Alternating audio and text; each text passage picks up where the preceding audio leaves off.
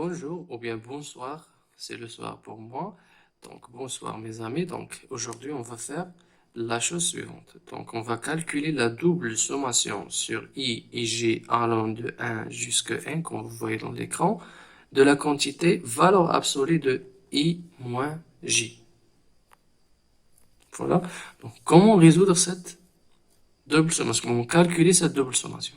Donc on va voir la signification de ça. Donc voilà. Donc qu'est-ce que ça veut dire I moins J en valeur absolue?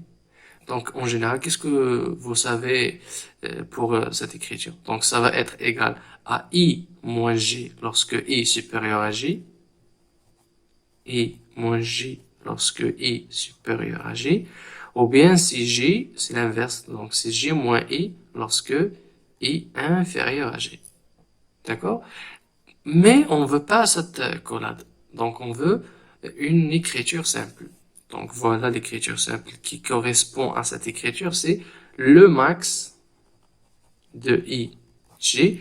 Donc toujours le premier, c'est le max. Lorsque écrit le premier, I ou l'équivalent, c'est le max. J ou l'équivalent, c'est le max. Donc toujours le max de IJ moins le min de IJ. Donc cette formule, elle est très importante et c'est celle qu'on va utiliser. Donc si on fait entrer la somme ici, on peut montrer, on doit montrer on doit entrer la somme ici. Donc double sommation sur IJ de I moins J, c'est la double sommation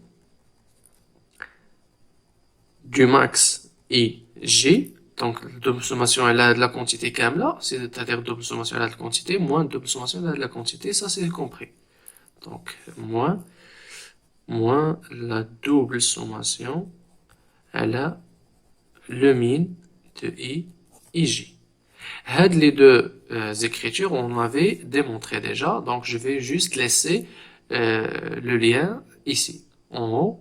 Donc نخلي لكم lien ديالهم en haut في هذا الدائرة البيضاء. Donc vous cliquez, c'est un lien qui va vous transmettre vers la solution de comment on a calculé ce max, la somme de ce max et la somme de ce min.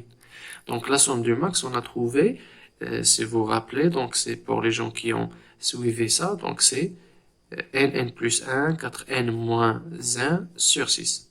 Moins. Et pour le min, c'était n plus 1, 2n plus 1, le tout sur 6. Si vous vous rappelez bien. Je pense qu'il y a parmi vous des gens qui ont déjà voyé ces vidéos où on a démontré ça. Donc c'est facile à calculer ça. Donc le tout sur 6, donc la quantité moins la deuxième quantité, on va factoriser par n plus 1. Donc c'est juste un calcul ici.